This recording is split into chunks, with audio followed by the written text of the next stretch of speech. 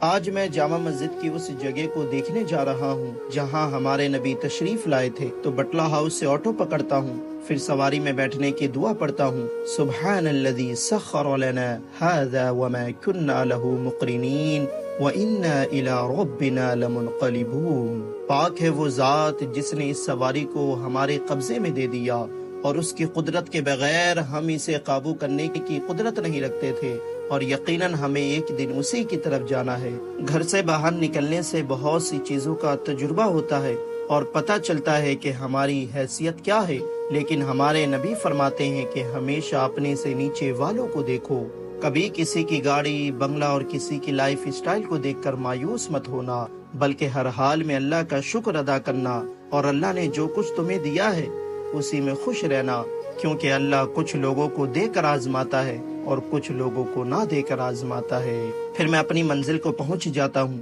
اور جامع مسجد میں داخل ہونے کی دعا اللہم افتح لی ابواب رحمتک پڑھ کر داخل ہوتا ہوں۔ پھر اس جگہ کی زیارت کرتا ہوں جہاں ہمارے نبی تشریف لائے تھے۔ یہی وہ جگہ ہے جہاں ہمارے نبی نے وضو بنایا تھا۔ واقعہ کچھ اس طرح سے ہے کہ جب شاہ جہاں نے جامع مسجد بنوائی تھی تو اس کی یہ خواہش تھی کہ یہاں ہمارے نبی آ کر نماز ادا کرے، اور جب کوئی سچے دل سے اپنے نبی کو یاد کرتا ہے تو ہمارے نبی اپنے عاشق کی فریاد کو اللہ کے حکم سے ضرور سنتے ہیں۔ اور شاہ جہاں نے خواب میں دیکھا کہ نبی پاک نے اس جگہ وضو کیا، پھر نماز ادا کی، اور ہمارے نبی فرماتے ہیں کہ جس نے مجھے خواب میں دیکھا تو اس نے مجھے حقیقت میں دیکھا، کیونکہ شیطان میری شکل اختیار نہیں کر سکتا۔ اگر آپ کو عقیدت ہے تو آپ اس کو محبت کی نظر سے دیکھیں، کیونکہ ہمارے نبی سے جس جگہ کو نسبت ہو جاتی ہے وہ جگہ ممتاز ہو جاتی ہے، ورنہ آپ شاہ جہاں کی اس بات کو جھوٹ سمجھ کر اسے معمولی جگہ سمجھے، آپ کو اس پر کوئی گناہ نہیں ملے گا، مگر میں تو اسے عقیدت و محبت کی نگاہ سے ہی دیکھوں گا، کیونکہ ہمارے نبی عاشقوں کے گھر ضرور تشریف لاتے ہیں۔ میرے بھی گھر میں ہو جائے چراغا یا رسول اللہ۔ دلی کی جامع مسجد آؤ اور ان مقدس تبرکات کی زیارت نہ کرو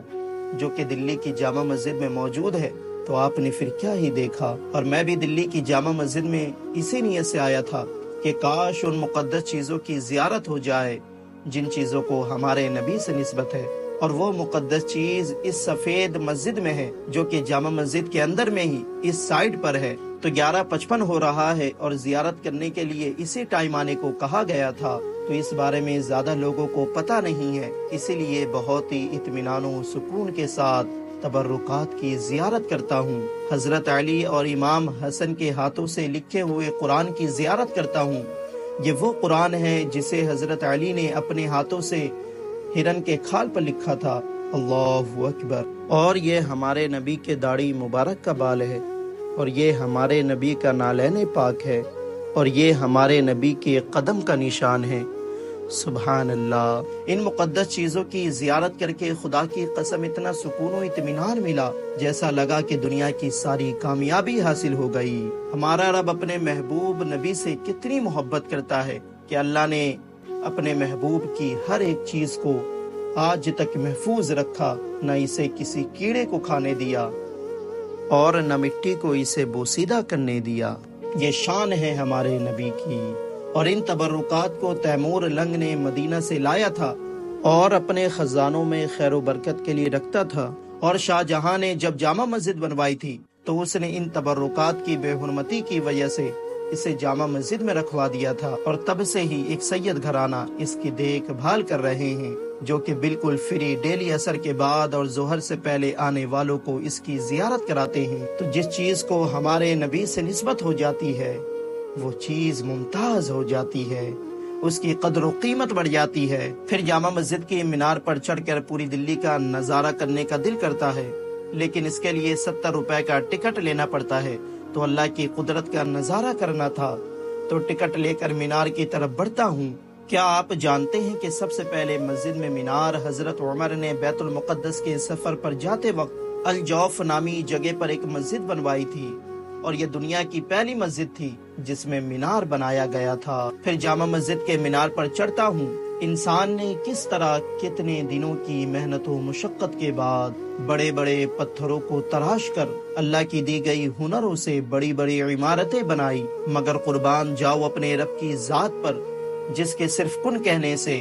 بڑے بڑے پہاڑ، اونچی اونچی چوٹیاں وجود میں آ گئی۔ پھر مینار کے بالکل اوپر پہنچ کر پوری دلی کا نظارہ کرتا ہوں۔ کیا ہی خوشگوار یہ منظر ہے۔ یہ تمام بڑی بڑی بلڈنگیں صرف ایک ہی رب کے بھروسے ٹکی ہوئی ہے جو نظام ہستی چلا رہا ہے، اور وہ ہمارا خدا اللہ ہے۔ لیکن اللہ کا بہت بڑا احسان ہے، اللہ نے انسان کو دنیا کا نظام چلانے کے لیے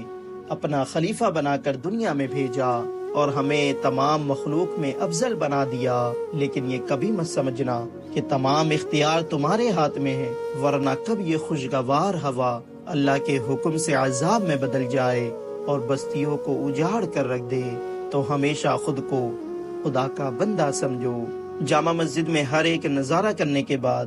کچھ کھانے پینے کا دل چاہتا ہے تو مٹیا محل کی طرف بڑھتا ہوں، جہاں میری نظر محبت کے شربت پر پڑتی ہے تو دل میں اسے پینے کی خواہش ہوتی ہے، اور ہمارے یہ بھائی بہت ہی پیار و محبت کے ساتھ اللہ کی دی گئی نعمتوں سے اسے تیار کرتے ہیں، پھر گلاس میں نکال کر اپنے ہی واہیات جہالت بھرے اسٹائل میں کھڑے کر ہی پلاتے ہیں، تو میں منع کر دیتا ہوں، کیونکہ اسلام ادب و تہذیب کو پسند کرتا ہے، اور ایک مسلمان کو ہمیشہ جہالت بھرے طور طریقے کو چھوڑ کر اپنے نبی کے طریقے کو فالو کرنا چاہیے۔ ہمیشہ بیٹھ کر سکون و اطمینان کے ساتھ اللہ کا نام لے کر 3 سانس میں پینا چاہیے، کیونکہ بنا بسم اللہ پڑھے اور کھڑے کھڑے کچھ بھی کھانے پینے سے ہمارے نبی نے منع فرمایا ہے، کیونکہ اللہ نے ہمیں اشرف المخلوقات بنایا اور اوپر سے ہمیں مسلمان بنایا، تو ہمارا طور طریقہ بھی دوسروں کے لیے نمونہ زندگی ہونا چاہیے۔ میں اس بلاگ کو یہیں پر ختم کرتا ہوں۔ آپ کو یہ ویڈیو کیسی لگی کامنٹ کر کے ضرور بتائیں۔